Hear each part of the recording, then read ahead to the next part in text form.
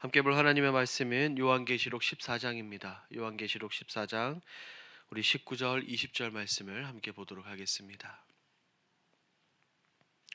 요한계시록 14장 우리 19절 20절 한 목소리로 함께 읽습니다. 천사가 낫을 땅에 휘둘러 땅에 포도를 거두어 하나님의 진노의 큰 포도주 틀을 던지매 성 밖에서 그 틀이 밟히니 틀에서 피가 나서 말 굴레에까지 닿았고 1600 스타디온에 퍼졌더라. 아멘. 오늘 우리가 함께 읽은 이 요한계시록 14장은 세상이 끝날 즈음에 있는 최후 심판의 모습을 분명하게 그리고 있습니다.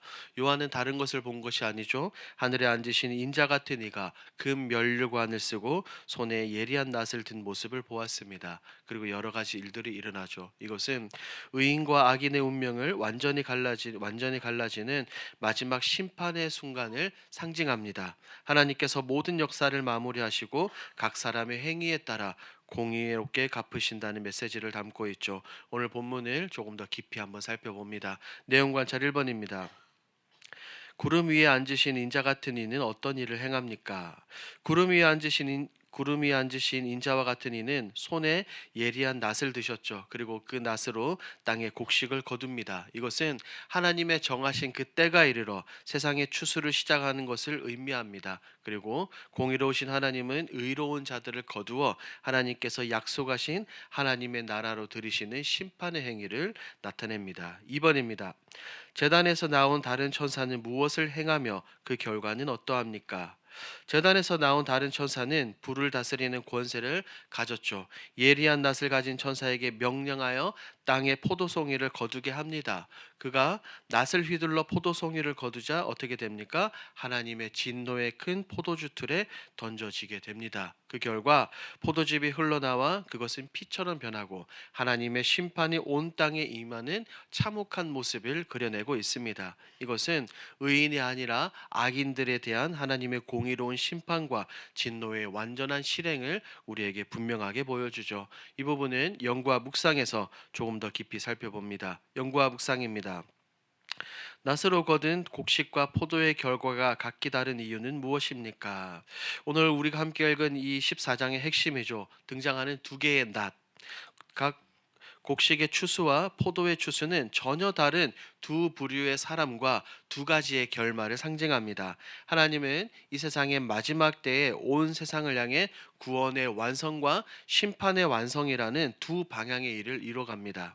먼저 구름 위에 앉으신 인자 같은 이가 휘두른 낫으로 거둔 곡식의 수확은 하나님께 속한 성도들, 선택받은 자들, 곧 예수 그리스도의 피로 구속받고 믿음을 끝까지 지킨 사람들을 의미합니다. 이들은 세상의 어려움, 핍박과 시험 가운데서도 끝까지 믿음을 지켰고 하나님 말씀에 순종하며 신앙의 열매를 맺은 자들입니다.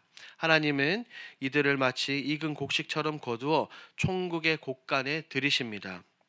그리고 이들에게 영원한 안식과 구원의 영광을 누리게 하십니다. 우리가 잘 알고 있는 것처럼 마태복음 13장에서는 우리 주님께서 이렇게 말씀하셨죠. 추수 때가 세상 끝이요 추수꾼은 천사니라라는 이 말씀과도 분명하게 연결이 됩니다. 즉 곡식의 수확은 구원받은 성도들이 하나님 나라로 들려 올라가는 선택받은 이 은혜의 추수를 상징합니다. 반면에 두 번째 낫으로 거두어진 포도의 수확은 전혀 다른 결과를 맞이하게 되죠.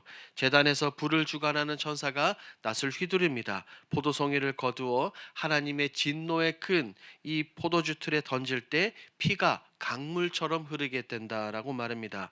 이것은 단순한 상징이 아니라 하나님을 끝까지 거부하고 죄 가운데 살았던 악인들에 대한 철저한 하나님의 심판과 진노를 의미합니다. 이들이 당하는 결말은 구원이 아니라 유기이죠. 파멸이며 더 이상 회개의 기회가 없는 마지막 세 번째 영원한 죽음, 영원한 심판입니다. 따라서 본문에 말하는 이 두 수학의 결과가 다른 이유는 하나님께서 사람을 차별하는 것이 아니라 그들이 이 땅 가운데 살며 믿음의 열매, 삶의 열매가 달랐기 때문입니다. 하나님의 구원은 은혜로 그들 가운데 주어지지만 심판은 공의로 주어진다는 것을 잊어서는 안 됩니다.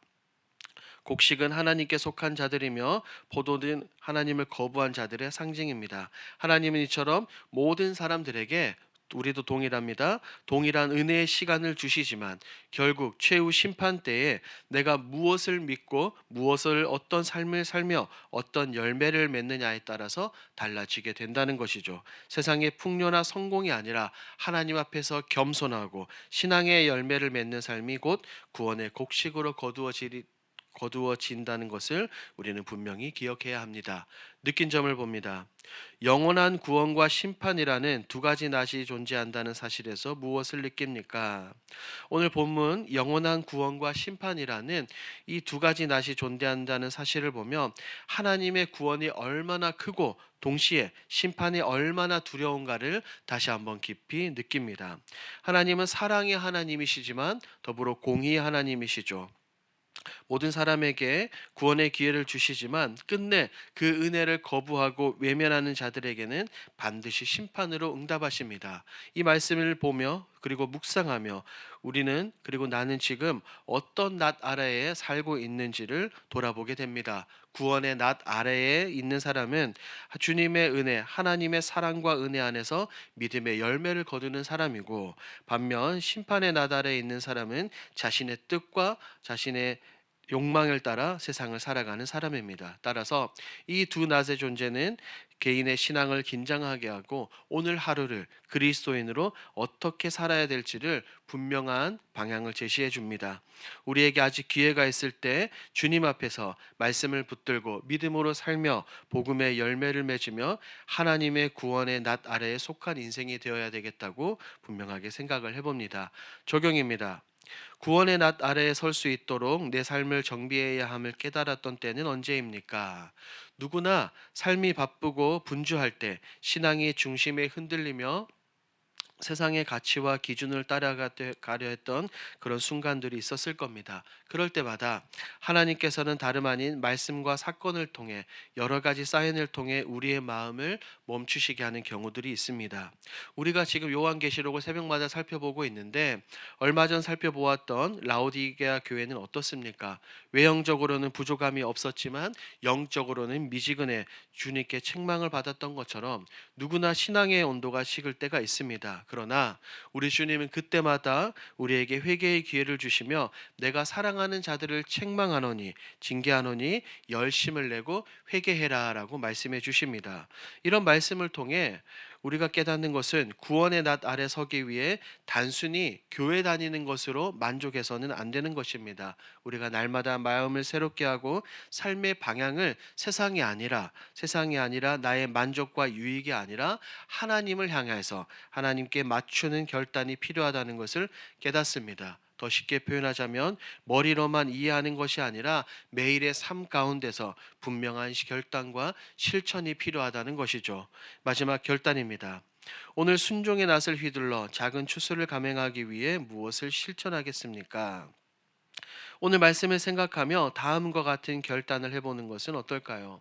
먼저는 오늘 하루 말씀에 순종하는 작은 결단을 우리의 삶 가운데서 분명하게 실천해 보는 것입니다. 하나님께서 우리 예수님께서 주시는 감동, 이 말씀 한 구절을 실제 삶 속에서 행동으로 옮기는 것이죠. 예를 들어 마음에 걸리는 관계가 있다면 내가 먼저 그 사람에게 다가가 용서의 말을 건네는 것입니다. 왜냐하면 우리가 하나님의 말씀을 듣는데 그치지 않고 순종의 낫을 우리의 삶 가운데 실제 행동으로 휘두르는 하루가 되는 것이죠. 이어서 복음을 전하는 기회의 문을 열어보는 것입니다. 하나님께서는 오늘 하루도 우리에게 수많은 사람들을 만나게 하실 것입니다. 그 가운데 우리 앞에 만나게 되는 사람에게 따뜻한 말 한마디, 짧은 위로의 메시지, 혹은 예수 믿으십시오라는 이 고백을 전하는 것입니다.